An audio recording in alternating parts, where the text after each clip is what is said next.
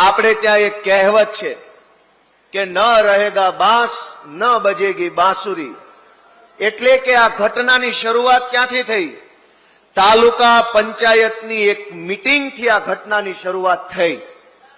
કઈક એવું કરો ને કે આવતી તાલુકા પંચાયતમાં ભાજપનો એકેય ચૂંટાય જ નહીં, એટલે ઘો જાય.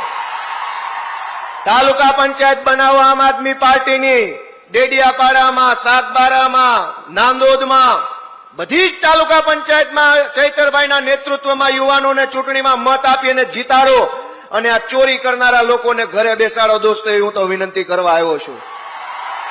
ચૈતરભાઈ વસાવાએ, દોસ્તો, એક નેતા જે હોય, બહુ ગંભીર વાત છે કે કોઈ પણ માણસ નેતા બને તો એ બે કામ કરી શકે.